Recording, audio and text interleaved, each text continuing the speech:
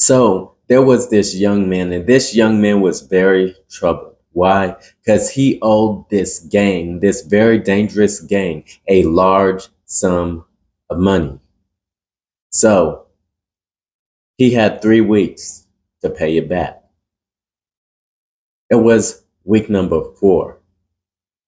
And he just so happened to run into one of these gang members. He saw him, he turned, he ran. As soon as he turned the corner, he ran to the rest of them. Now they were taking him, they were going to drag him, they were going to jump him. But he was crying out and he convinced the guys, he was like, guys, give me a few more days. I'll pay it back. And I guess they were feeling merciful that day. They let him go. They're like, okay, you have 3 days to pay it back. So the young man goes and he knows one person he can go to, who is his father. His father is a multi-millionaire. So he goes to his father and he's pleading with his father. He's like, Father, if I don't pay these guys back, they're going to jump me, possibly kill me. This is a very violent game. So the father says, okay, I'll give you the money. And he transfers the money to his account.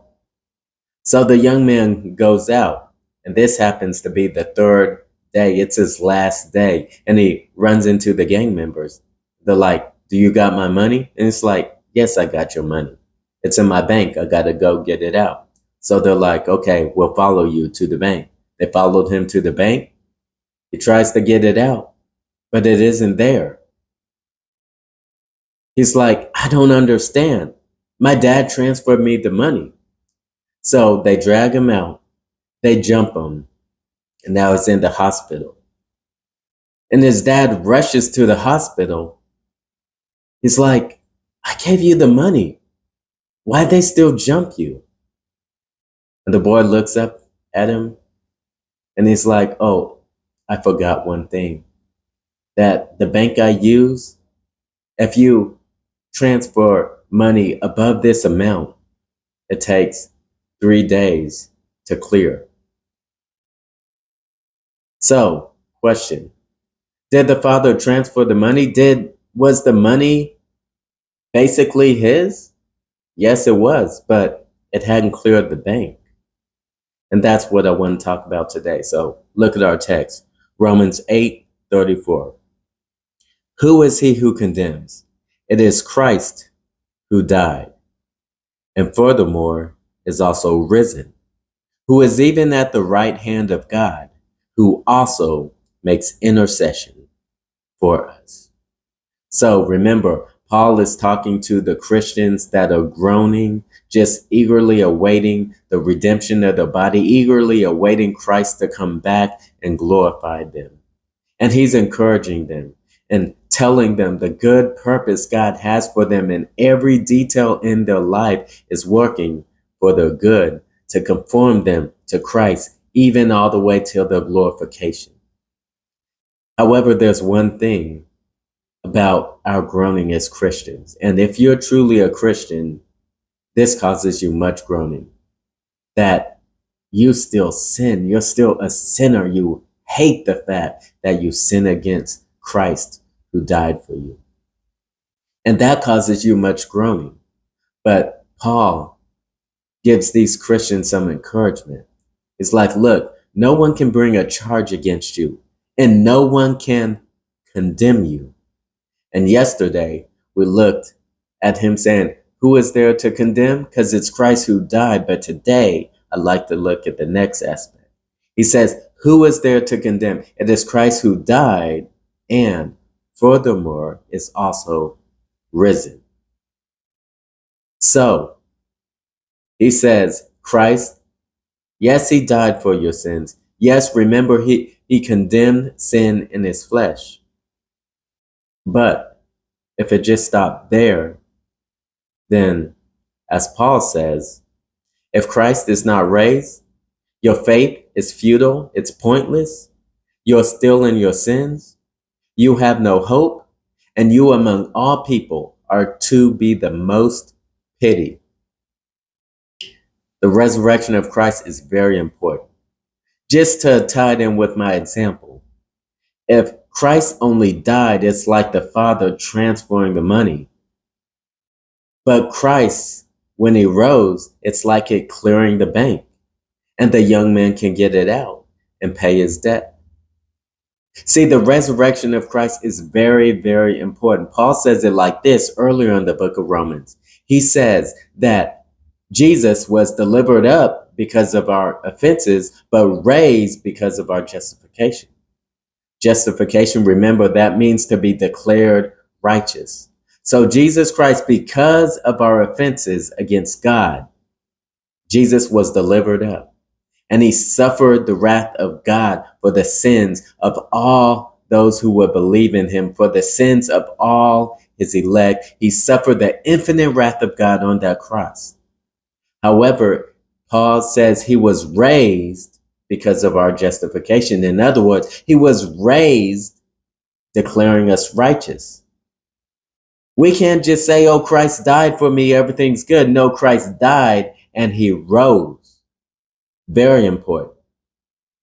Because if he didn't raise, remember, as Paul says, you're still in your sin. So remember the question here. Who is he who's going to condemn you? But listen, if Christ did not raise, you could be condemned because your faith is futile. You're still in your sins. In the words of Paul, the resurrection is vital. It is crucial. It is very important. Christ rose from the dead. Christ, remember, Paul tells us he was in the very form of God. He was equal to God. He is God the Son. But God the Son laid all that aside, all of his heavenly riches, all of his heavenly privileges, came into the sin-cursed world. Perfectly obeyed God for 33 years, loving the Lord his God with all of his heart, all of his soul, all of his mind, all of his strength, loving his neighbor as himself, perfectly serving others. Remember, he said the Son of Man came not to be served, but to serve and lay down his life as a ransom for many, or to purchase many. Paul tells us that he emptied himself of all of his heavenly riches and came in the form of a slave, found in the appearance of a man. And as he was found in appearance of a man, that he humbled himself. Think of this. The God of all the earth. All things were created through him and for him, Paul says in Colossians. However, the God of all the earth, God, the second person of the Trinity, God, the Son, he emptied himself, came into this world, and he says he humbled himself. Now, we as man, we have problems humbling ourselves, and we're just like Moses or Abraham says, dust and ashes. We're just from the dust. And we have problems humbling ourselves. But the God of glory humbled himself, became obedient to the point of death, even death on a cross. And it says that therefore God highly exalted him and gave him the name above every other name. God highly exalted him. God raised him from the dead. Earlier in Romans, he says he was declared to be the Son of God with power by the Spirit of holiness by his resurrection from the dead. Peter tells us that when he was raised, all angels, authorities, and powers were made subject to him. The resurrection is vital.